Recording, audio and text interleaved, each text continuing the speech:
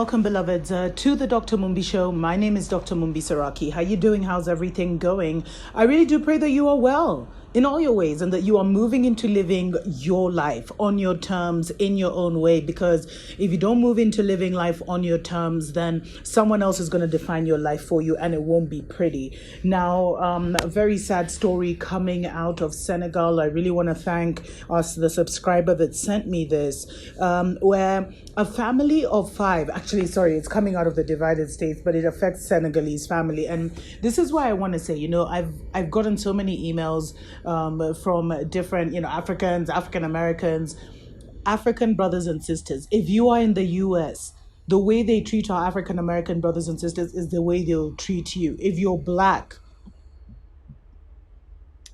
just expect that. Don't think because you're African you'll be treated differently or you'll be safe from some of these things, because the Colorado authorities are actually offering a $14,000 reward for information about a house fire that killed a Senegalese family of five, including two young children. And in fact, Jibril Diol and his wife Adja and their beautiful daughter Kadidia, they were taken out in the fire. I think they just recently moved to Denver.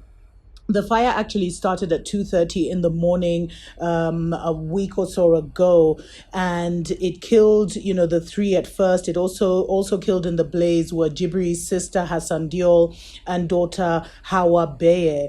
Now, three of the family members were actually able to escape through the second floor. I think they had to jump from the window, and they were receiving treatment for non-life-threatening, injuries, etc., etc.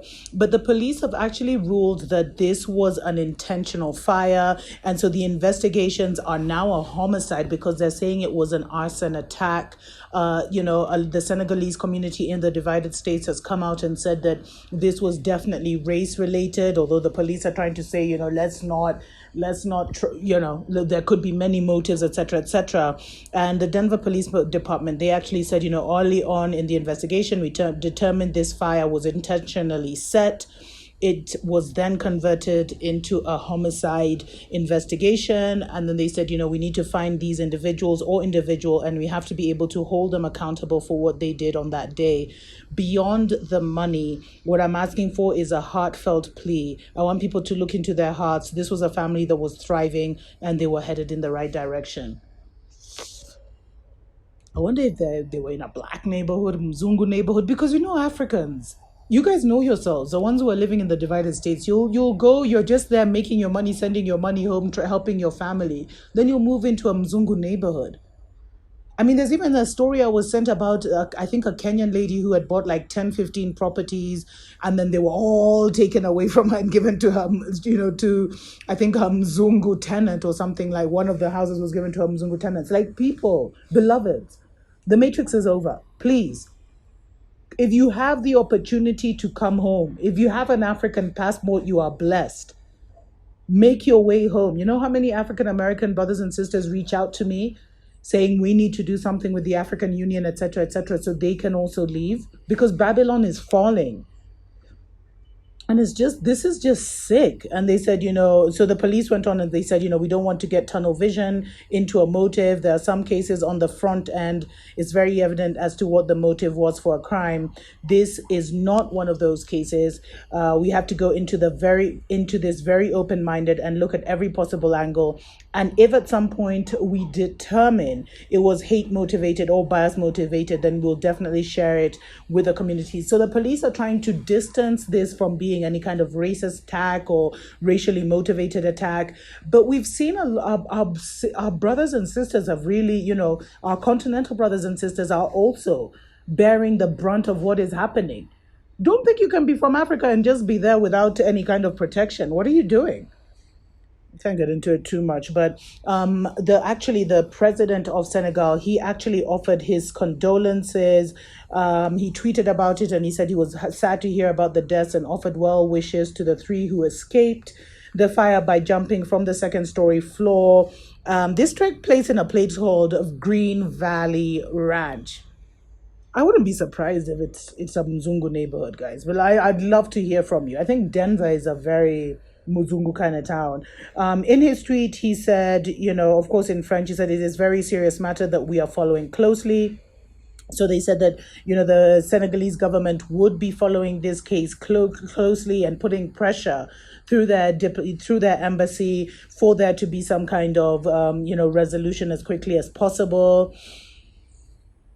And, the Senegalese immigrant community and dozens of others flocked to the Green Valley Ranch neighborhood to stand watch outside the house and comfort grieving family. And they say the young man was actually a civil engineer. He had a promising career in civil engineering. And, he's left behind a community that he so deeply loved and cared for. Let me know what you think in the comments below. May their souls rest in peace. Until next time. Tuko pamoja.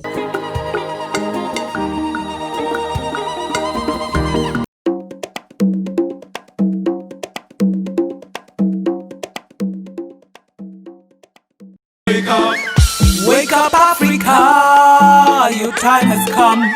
Open up your eyes and see the sun.